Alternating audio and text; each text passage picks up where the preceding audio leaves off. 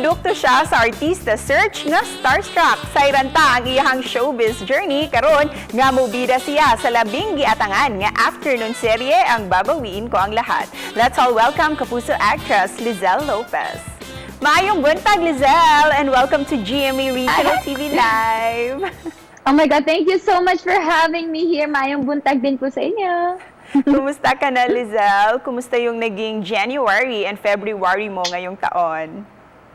Well, actually, I was very, very blessed and very, very happy kasi dito sa aming bagong show. And also, I'm happy din na still healthy and safe ang family ko. This time, Liezel, kasi gusto namin malaman, I know that you have been very busy, pero kapag walang taping, ano yung routine mo? Paano ka ba nagre-relax sa bahay? Well, actually, nakikipag-bond ako sa family ko. Relax, mahilig ako magpa-massage. And yeah, I pamper myself. Liezel, you have come a long way since you joined Starstruck. Masasabi mo ba, Liezel, na yung pagsali mo dito sa Starstruck, isa talaga ito sa mga best decisions mo in life? Yes, of course. Honestly, yung Starstruck yung nag-open sa akin ng door to achieve my dream, which is to be an actress talaga. 12 years old pa lang ako, sobrang dream ko na maging artista. And of course, a lot is in store for you this 2021. Una sa lahat, ang bago mong project. Itong Babawiin ko ang lahat. Congratulations, Yes. Liezel, ha? Thank you so much. Thank you so much po. Please tell us more why we will love this new drama series, Liezel. Well, I think maraming makaka-relate dito because this story is about family and also about isang characters. Dito, makikita niyo talaga yung struggle and makaka-relate talaga kayo. And grabe yung mga twist namin, kaya abangan niyo po yan. Ano ang magiging papel mo dito, Liezel, sa Babawiin ko ang lahat? And of course, paano mo hinanda yung sarili mo to portray this role? Well, ako po ang gaganap na Trina Espejo.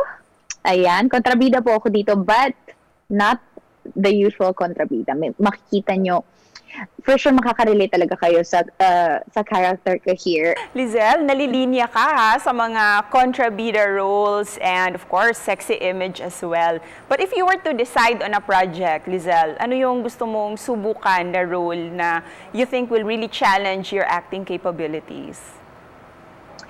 Well, for me, bida kontrabida. Because it's hard na maging kontrabida. What mo pa bida kontrabida. For sure, it's gonna be very, very challenging sa akin. And I love to be challenged. Bilang produkto ka ng artista search, ano yung mensahe mo sa mga gustong sumali din sa mga competitions? Ano ba yung kailangan na attitude or right mindset para maging isang artista? To not be afraid to dream big and go for it. Just go for it. Don't be afraid to step out of your comfort zone. Kaya mo yan. You'll get there one day. Let's go! Thank you for that message, Liezel. Kaya naman, please invite everyone na abangan ka sa Babawiin ko ang lahat and of course, your social media accounts. Ayan, everyone. Abangan nyo po ang Babawiin ko ang lahat. Malapit na po sa GMA. And also, please follow me on my social media accounts. On my Facebook at I am Liezel Lopez. And on my Instagram at Liezel.Lopez. And on Twitter naman po at Liezel Lopez _ Thank you so much. Thank you so much, Liezel. We're so excited for you. Aabangan talaga namin ito. Thank you so much po. Thank you.